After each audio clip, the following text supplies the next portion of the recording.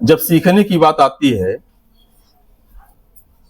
विद्यालय में विद्यार्थी कक्षा 1 से लेकर के 3 तक पढ़ना और लिखना सीखते हैं।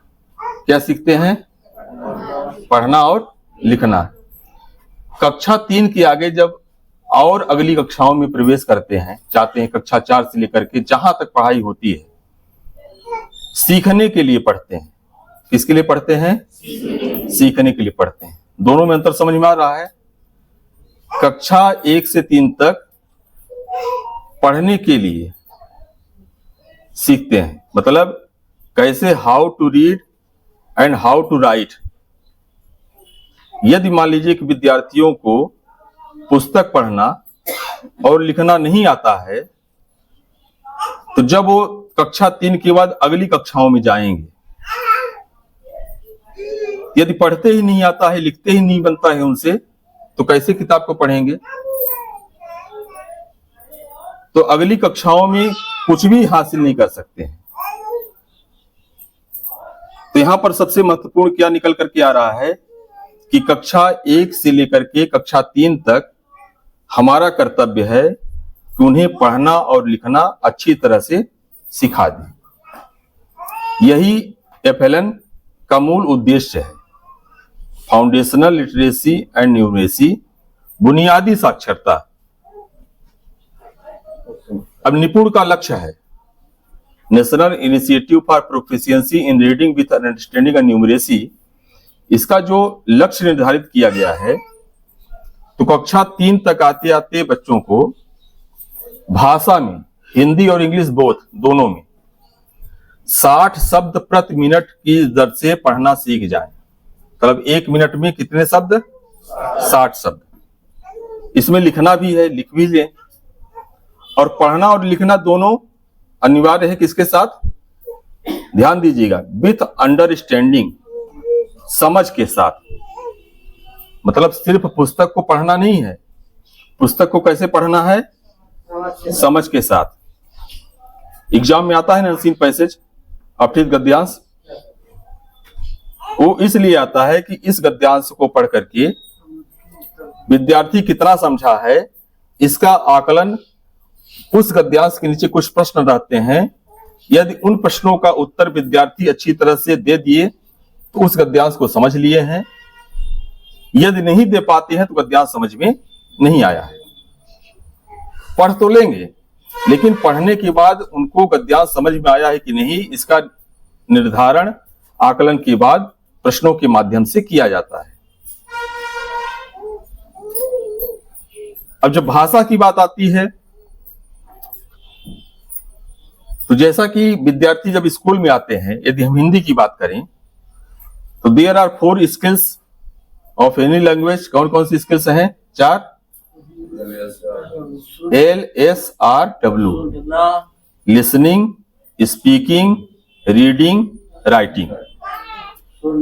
अब हिंदी में जब हमारा विद्यार्थी कक्षा 1 में प्रवेश के लिए विद्यालय आता है, तो हिंदी में उसे सुनना और बोलना पहले से 2 स्किल्स उसकी डेवलप रहती हैं। हम स्कूल्स में सिखाते हैं पढ़ना और लिखना, लेकिन उसमें भी बहुत कठिनाइयों का सामना करना पड़ता है, बहुत समस्याएं आती हैं। अब सेम कंडीशंस आप इंग्लिश में लेकर के चलिए। इंग्लिश में हम जब सिखाने का प्रयास करते हैं तो स्किल्स के अंतर्गत कहां शुरू करते हैं? सबसे ज्यादा फोकस किस पर करते हैं स्कूल में? लिखने पर, राइटिंग, जो कि चौथी स्किल है। लिखना कौन सी स्किल्स है? चौथी स्किल है। और हमको किस स्किल का सबसे पहले प्रयोग करना चाहिए? फर्स्ट स्किल का। एक सीक्वेंस है, ये एक क्रम है। सबसे पहले सुनना, लिसनिंग, फिर स्पीकिंग, इसके बाद रीडिंग और उसके बाद राइटिंग। लेकिन हम कहां शुरू करते हैं इंग्लिश सिखाने के लिए? राइटिंग से। अधिक से अधिक लिखना देना, लिखने के लिए कहना। इसके बाद हम आते हैं रीडिंग पर। लिखने की अपेक्षा कम से कम पढ़ने के लिए फोकस करते हैं। यही हमारी बहुत बड़ी गलती है। जब स्पीकिंग की बात आती है, स्पीकिंग सेकंड स्किल है, लेकिन स्पीकिंग तभी होती है जब लिसनिंग होती है। इसीलिए मान लीजिए कि कोई गूंगा व्यक्ति है, यदि बोल नहीं पाता है तो ये निश्चित है इसलिए वह गूंगा है कि उसको सुनाई नहीं दे रहा है, बहरा भी है। गूंगे हमेशा बहरे भी होते हैं। जब जन्म के बाद कोई भी शब्द का स्पर्श उसके कर्ण पटल पर हो ही नहीं रहा है, सुन ही नहीं रहा है, इसलिए बोल नहीं पा रहा है। अब स्कूल्स में भी यदि विद्यार्थी अंग्रेजी के शब्दों को, अंग्रेजी भाषा, इंग्लिश लैंग्वेज को नहीं सुनेगा, क्या बोल पाएगा? नहीं बोल पाएगा। तो स्पीकिंग स्किल्स डेवलप होती है लिसनिंग स्किल से, और लिसनिंग तब होगा जब स्पीकिंग होगी। अब there is only one resource for the students in the atmosphere environment of the school, that is teacher। शिक्षक ही केवल एक ऐसा रिसोर्स है उन विद्यार्थियों के लिए जो इंग्लिश शब्दावली, इंग्लिश लैंग्वेज से परिचित कराएं। यदि शिक्षक अंग्रेजी नहीं बोल रहे हैं तो विद्यार्थियों के लिए कोई दूसरा संसाधन नहीं है, इसलिए कि उनके परिवेश में अंग्रेजी बोली नहीं जा रही है। और जब इंग्लिश जब तक वह सुनेगा नहीं तो उसकी समझ में नहीं आएगा, समझ में नहीं आएगा तो नहीं बोल पाएगा। तो सबसे बड़ी गलती यहां पर होती है।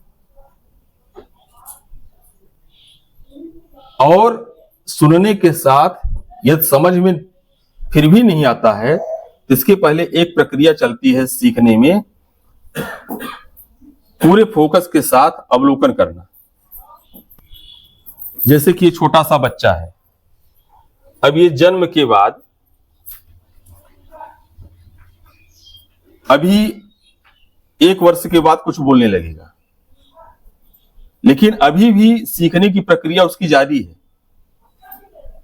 जो कुछ भी हम लोग बोल रहे हैं बच्चे को सुनाई दे रहा है, समझ में नहीं आ रही है अलग बात है, लेकिन प्रक्रिया जारी है। जो कुछ भी वह देख रहा है उसको समझने की कोशिश कर रहा है, यह चीज क्या है, फिर अपनी आवश्यकता अनुसार वह बोलेगा। अभी ये मम्मी को मम बोलता है, मान लीजिए मम्मी बोलता है, माँ बोलता है, ओष्ठ वर्ड का उच्चारण करते हैं हम। जो छोटे बच्चे होते हैं सबसे पहले प फ ब भ म, ये जो हमारे वर्ण है इन्हीं से इसलिए पापा बोलते हैं, मामा बोलते हैं। प फ ब भ म, इन्हीं वर्णों के साथ बोलने का प्रोसेस शुरू होता है। अब जब इसको प्यास लगेगी तो पानी कठिन शब्द होगा, तो पानी के लिए बच्चे थोड़ा सा मम बोलते हैं। मां समझती है कि इसको प्यास लगी है, पानी दे। अब मम बोलते बोलते कब पानी तक यहां आ जाएगा मम्मी को भी पता नहीं चलता है कि हमारा बच्चा आज पानी बोलने लगा, आज खटिया बोलने लगा, दरवाजा बोलने लगा, चारपाई बोलने लगा, लोटा, गिलास, थाली, द्वार, किवाड़, कठिन शब्दावलियां हैं। लेकिन कब बच्चे बोलने लगते हैं घर में भी सदस्यों को, इसलिए कि धीरे धीरे प्रोसेस होती है, इनकी सीखने की प्रोसेस है। जन्म के बाद 8 वर्ष तक लगभग हमारे मस्तिष्क का विकास 75% हो जाता है। 8 वर्ष तक, मतलब इतनी तेजी गति से सीखते हैं, इतनी सारी चीजों को सीखते रहते हैं कि उन्हें पता नहीं चलता है कि ये सब चीज लर्निंग में चल रही है। लेकिन जब हमारे स्कूल में वो आता है तो हम कहते हैं कि इससे कुछ भी नहीं आ रहा है, नहीं बन रहा है। सबसे बड़ी गलती यहां पर होती है। हमारी विद्यालय में प्रवेश लेने के लिए आ रहा है तो उसकी उम्र 6 वर्ष हो गई है और 8 वर्ष तक बहुत तेजी गति से सीखेगा वह। तो 2 वर्ष पढ़ेगा वह पहली और दूसरी, तब वह होगा 8 वर्ष का। और इन्हीं 2 वर्षों में विद्यालय में हम बहुत तीव्र गति से सिखाने का प्रयास नहीं करते हैं तो उम्र के साथ जब वह जीवन में आगे बढ़ता है तो सीखने की उसकी गति थोड़ी सी कम हो जाती है, अभी तेज रहती है। कक्षा 1 और 2 के बच्चों में आप देखेंगे सीखने की गति बहुत तेज होती है।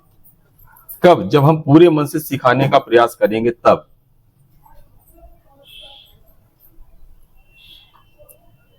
ये बहुत जरूरी है कि जो लिसनिंग, स्पीकिंग, रीडिंग और राइटिंग का जो सीक्वेंस है, तो हम अपने विद्यालय में इसी सीक्वेंस में भाषा सिखाने का प्रयास करें। अब आपको बात समझ में आ गई होगी कि लिसनिंग कराने के लिए बच्चों को यह अनिवार्य है कि शिक्षक इंग्लिश स्पीकिंग करें। क्या आप लोग ऐसा करते हैं अपने विद्यालय में? नहीं करते हैं तो उनकी स्किल का डेवलपमेंट ही नहीं हो पा रहा है। भाषा के जो 8 आयाम हैं, पहला है मौखिक भाषा विकास, दूसरा है ध्वनि जागरूकता, तीसरे नंबर में वर्ण ज्ञान, फिर शब्द ज्ञान, फिर इसके बाद धारा प्रवाह पठन, 6 नंबर में समझ, 7 नंबर में लेखन और 8वें नंबर में आता है स्वतंत्र पठन। ये 8 आयाम अभी पढ़े होंगे हिंदी में भी आप लोग, लेकिन ये 8 आयाम हैं। इन 8 आयामों का प्रयोग करते हुए हम भाषा शिक्षण में बच्चों को सीखने की प्रक्रिया के साथ कक्षा शिक्षण करते हैं, कक्षा में पढ़ाते हैं। अब जैसे कि मान लीजिए कि कक्षा क्लास 1 की जो हमारी बुक है इंग्लिश रीडर की, उसका फर्स्ट लेसन है। फर्स्ट लेसन का नाम क्या है? Let's sing, come little children come to me, I will teach you ABC। अब आप कह सकते हैं कि अभी बच्चों से कुछ भी नहीं आता है, कुछ भी नहीं बनता है, तब ये क्यों लेसन ऐसा है? यह इसलिए है कि मौखिक भाषा विकास, इस राइम के साथ हम बच्चों के अंदर भाषा से परिचित कराने के लिए ओरल लैंग्वेज डेवलपमेंट का प्रयोग करेंगे। एक्टिविटी के साथ राइम को हम बोलें, बच्चे भी उसी एक्टिविटी के साथ राइम को बोलें, उसे आनंद लें, शब्दों से परिचित हों। सेकंड नंबर में है ना ध्वनि जागरूकता, जो दूसरा आयाम है ध्वनि जागरूकता, दूसरे ध्वनियों से परिचित होना। जब भाषा में परिवर्तन होता है तो जब तक उस भाषा के प्रति अवेयर नहीं होगा हमारा विद्यार्थी, अवेयरनेस नहीं होगा, तब तक उसको नहीं सीख सकता है। और जब जान जाता है उसका अर्थ, तब बात उसके समझ में आती है। जैसे कि मान लीजिए हम यहां पर बैठे हैं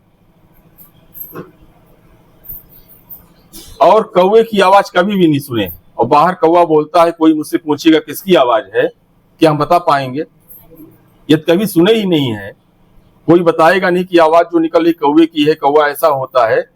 उस आवाज को हम नहीं सुने हैं तो नहीं बता पाएंगे। यदि हम कौवे की आवाज, गाय की आवाज, बकरी की आवाज, यहां तक कि अपने घर के सदस्यों की आवाज से परिचित होते हैं, हमारे सामने नहीं रहते हैं, फिर भी उनकी आवाज आती है तो हम पहचान जाते हैं कि इनकी आवाज आ रही। उसी तरह से इंग्लिश लैंग्वेज में जो ध्वनियों का परिवर्तन होता है, यदि हम बच्चों से परिचित नहीं कराएंगे उन ध्वनियों को, तो बच्चा भाषा को समझने में बहुत कठिनाई महसूस करेगा। फिर तीसरे नंबर में वर्ण ज्ञान है। वर्ण ज्ञान, अब उसका अल्फाबेट जो चलता है, जो लेटर्स हैं,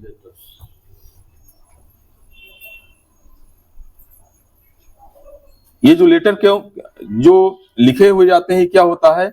ध्वनि और संकेतों का सामंजस्य है। जैसे मान लीजिए हम बोर्ड में लिख करके बताए, ये ए है, ये बी है, मतलब उस संकेत से बी को हम जोड़ रहे हैं। ये सी है, यदि आप सी लिख करके बच्चों को ए पढ़ाएंगे तो सी को ए समझेगा, अभी तो कुछ जानता नहीं है। लेकिन यदि हम दूसरे संकेत के साथ दूसरी ध्वनियों का प्रयोग करते हुए मान लीजिए बताते हैं, तो बच्चा वही सीख जाएगा, क्योंकि ये सीखने की उसकी प्रक्रिया है और टीचिंग में जैसा हम प्रयोग करेंगे उस तरह से। इसीलिए एक शिक्षक का प्रोनाउंसिएशन, उच्चारण अच्छा होना चाहिए। आप जैसा बोलेंगे उसी तरह से विद्यार्थी सुनेंगे और आप जिस तरह से उच्चारण कर रहे हैं विद्यार्थी उसी तरह से उच्चारण करेंगे। नेक्स्ट है शब्द भंडार। लेटर से परिचित होने के बाद, वर्णों से परिचित होने के बाद शब्द भंडार बढ़ता है। इसके बाद धारा प्रवाह पठन आता है, फिर समझ विकसित होती है। समझ से पहले ध्यान दीजिएगा, पहले यह जरूरी है पढ़ना सीखना। कैसे हम पढ़ें इसको सिखाने के लिए अभी बहुत आवश्यकता नहीं है कि हमारी समझ भी उसके साथ में डेवलप हो। मात्राओं के साथ शब्दों का उच्चारण कर लेना, चाहे इंग्लिश हो अथवा हिंदी हो।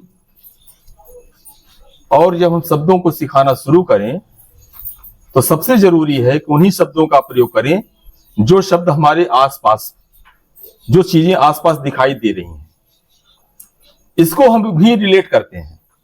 जैसे मान लीजिए स्कूल में हम CHAIR चेयर मीन्स कुर्सी सिखाते हैं और दूसरा प्रयोग करते हैं कि कुर्सी को रख करके बताते हैं कि दिस इज अ चेयर। अब इसको देख करके चेयर डायरेक्ट बताएं, बुक को दिखा करके बुक बताएं। ये फैन लगा हुआ है तो उसको फैन को दिखा करके डोर है, विंडो है, वॉल है। चलो प्रेयर कर लें, प्रार्थना को प्रेयर बोलते हैं तो समझ जाएंगे किसके लिए यह प्रयोग किया जा रहा है। अर्थात यदि हम चित्रों के माध्यम से शब्दकोश का विकास करें तो सीखने की प्रक्रिया बहुत तेजी से होगी और आपको सिखाने में भी आनंद आएगा। चाहे शब्द सिखाना हो नाउन के, अथवा यदि हम वर्ब सिखाते हैं जैसे कम, गो, सिट, ठीक है, लाफ, वीप, राइट, रीड, कोई भी क्रिया सिखाते हैं, क्रिया को करा करके यदि हम बताते हैं कि इसको, इसका नाम यह है, तब उसकी सीखने की प्रक्रिया बहुत अच्छी होगी। फिर समझ की बात हो गई, इसके बाद लेखन आता है, तब जाकर के लेखन होता है। अब बच्चों को लिखने के लिए बोले तो बच्चे जब लिखना, जैसे पढ़ने के लिए इतना प्रयास करना पड़ा, इतनी कोशिश करनी पड़ी, उसी तरह से जब लिखते हैं तो लिखने के लिए भी बहुत प्रयास बच्चों को करना पड़ता है। जैसे हम भी जो पुरुष है ना, तो पहले आदि मानव थे। आदि मानव इस अंगूठे को तर्जनी तक नहीं ला पाता था। प्रारंभिक जब हमारा जो आनुवंशिक विकास हुआ, इसके पहले यदि हम जाते हैं, शुरू में जब मानव जाति का विकास होना प्रारंभ हुआ, जब जंगलों में रहते थे, पहले ऐसे हाथ हुआ करता था। इस अंगूठे को तर्जनी तक आने में लाखों वर्ष लग गए, करोड़ों वर्ष लग गए। अब इस आनुवंशिकता के विकास के सिद्धांत के अनुसार हम लोग आसानी से इस अंगूठे को तर्जनी तक ला पाते हैं। ये हमारा किसका देन है? पूर्वजों का देन है, जिन्होंने इतने समय तक तपस्या की इसके लिए। समझ रहे हैं ना? एक प्रकृति का नियम होता है कि जिस चीज का हम ज्यादा प्रयोग करते हैं उसका विकास वैसा होता है, जिसको छोड़ देते हैं नहीं होता है, चाहे हम शारीरिक भी लें या मानसिक रूप से लें। जैसे जिराफ की गर्दन बहुत लंबी होती है, उसका कारण यह है कि जब वनस्पतियां नीचे समाप्त होने लगी तो अपनी गर्दन को ऊंचा उठाने के लिए खाने का प्रयास करने लगा, तो उसका ऊंचा उठने लगा, ऊंचा हो गया। बकरियों के गले में अभी कुछ, मैं तो देखा हूं, अब नहीं विलुप्त हो गया, देखिए देखते देखते कभी कोई किसी बकरी के गले में से आप पाए होंगे वहां पर दो इस तरह से, लेकिन कम हो गई, पहले ज्यादा हुआ करती थी। उसका प्रयोग बकरी नहीं की तो उसका समाप्त हो गया। मस्तिष्क में भी यदि आप अपने मस्तिष्क जितना प्रयोग करेंगे उतना उसका विकास होगा। इसके बाद फिर आता है स्वतंत्र पठन। इतना करने के बाद स्वतंत्र पठन हमारा शुरू होता है।